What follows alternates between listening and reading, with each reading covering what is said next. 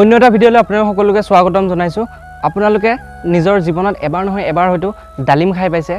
তো ময়ো বেছি খোৱা নাই, কম সংখ্যকে ডালিম খাইছোঁ কাৰণ ডালিমৰ ৰেটটো বহুত বেছি হয়। আমাৰ ঘৰত এজোপা ডালিম গছ হৈছে, কষ্ট কৰি ডালিম গছজোপা ডাঙৰ কৰিছোঁ, মানে প্ৰথমবাৰৰ বাবে লাগিছে। বহুত কষ্ট কৰি প্ৰায় ৩-৪ বছৰমান হ'ল ডালিম গছজোপাৰ লগত অহৰহ পালন কৰি থকা হৈছে, কিন্তু এবাৰ প্ৰথমবাৰৰ বাবে ডালিম লাগিছে। আহক আমি ভিডিঅ'টো আৰম্ভ কৰোঁ।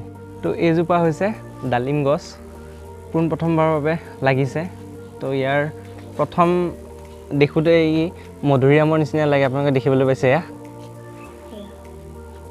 তো এয়া দেখিবলৈ পাইছে, এইটো একদম হালধীয়া হৈছে, কিন্তু এইটো হোৱাই নাই, জাষ্ট এইটো কালাৰটোহে এনেকুৱা হৈছে। তো গোটেই গছজোপা দিছে, এয়া দেখিবলৈ পাইছে, এয়া লাগিবলৈ আৰম্ভ কৰিছে। আৰু এয়া গছত পৰুৱা বহুত পৰে, মোৰ হাতত বৰ্তমান য'ত ধৰি আছে তো পৰুৱা। তো এয়া প্ৰথম এনেকৈ ওলায়, তাৰপিছত ইমানখিনি হয়, তাৰপিছত এনেকুৱা মধ্যমীয়া হৈ যায়। তো গোটেইখিনি আপোনালোকক দেখুৱাই দিছোঁ। গছডাল চাওকচোন,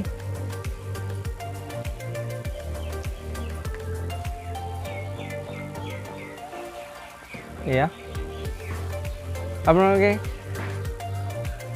ডালিম খায় নে নাখায় কমেণ্ট কৰি জনাওকচোন। আৰু ডালিম কাৰ কাৰ প্ৰিয়। আৰু ডালিমৰ লগতে এডাল দেখিবলৈ পাইছে নেমু গছ।